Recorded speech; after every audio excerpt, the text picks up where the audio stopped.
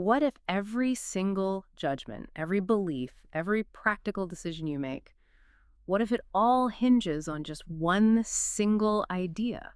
It sounds pretty bold, maybe a bit academic, right? hmm But that's really the core argument in Mortimer Adler's huge work, the Syntopicon. He tried to distill, the greatest ideas in Western history. And today we're digging into his essay on truth. We want to pull out the most game-changing, essential insights, some practical wisdom that could really shift how you think and act. Exactly, so let's jump in. Okay, insight number one, the sovereign idea framework. Adler's point is that truth acts like, well, the sovereign idea. It's the ultimate standard we use to judge everything else. hmm And there's this hierarchy he lays out.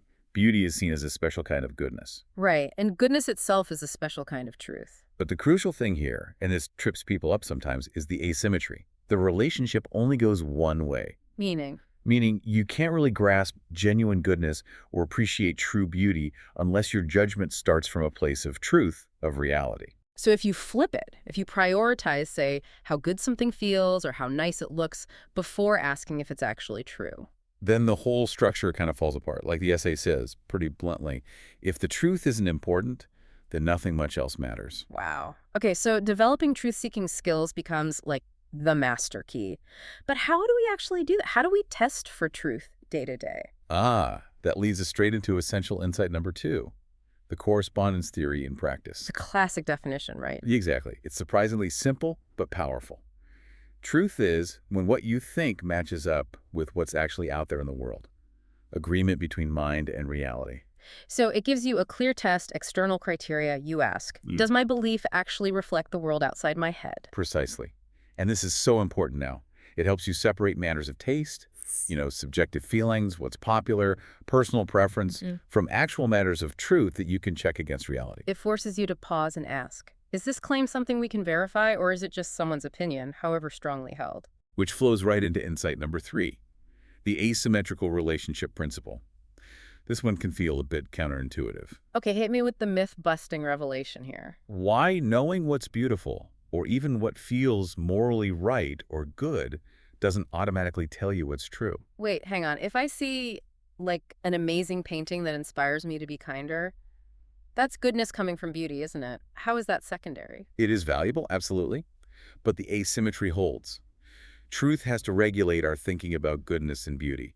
The other way around doesn't work. So, aesthetic judgments, moral feelings, they're real, they matter, but they can't substitute for finding out the facts. Exactly. You might feel passionately that a certain policy is good, but if the claims backing that policy aren't actually true, aren't based in reality, then that goodness is misplaced. It's built on shaky ground. Truth first. This really changes how you prioritize different kinds of knowing, doesn't it? Okay, quick pause here for our listeners. Right.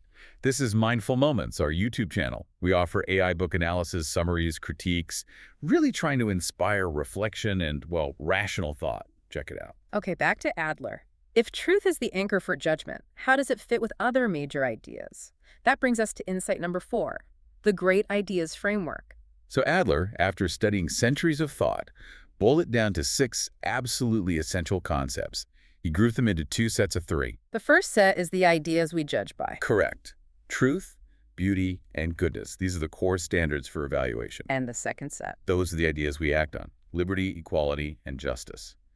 And the key linkage is that truth, anchoring that first triad, heavily influences how we should pursue the second. So you can use these 6 categories to analyze things like current events or even personal decisions. Yeah, exactly. Ask yourself, which ideas are driving this situation or my own thinking? Am I focused only on, say, liberty without checking the truth of the methods I'm using? Am I neglecting any of these core concepts? It's a useful diagnostic tool. Which brings us to our final point, insight number 5, credibility in the digital age. Why should we listen to Adler on this, especially now? Well, the sheer scale of the Syntopicon project itself is staggering. We're talking over 400,000 person-hours of deep reading by scholars. It cost millions back then. That kind of foundational work carries serious weight. And that authority feels particularly needed now, doesn't it, with all the information overload, the epistemic uncertainty people talk about. Absolutely. This isn't just old philosophy. It provides vital tools for digital literacy, for critical thinking today. So what's the simple way to apply this right now? Use that correspondence theory we talked about. Hmm. Actively challenge doubtful claims you encounter in the news, online, even your own assumptions. Don't just ask, is this popular? Or does this feel right? Ask, can this be verified against the world? What's the evidence? That's a powerful practical takeaway. Okay, so to really get a handle on all this, Start with these 5-minute essential insights, then you can dive into our in-depth analysis for more examples. After that, we've got the summary, and finally, the comprehensive critique looking at Adler's whole approach. subscribe and nourish your mind on the go.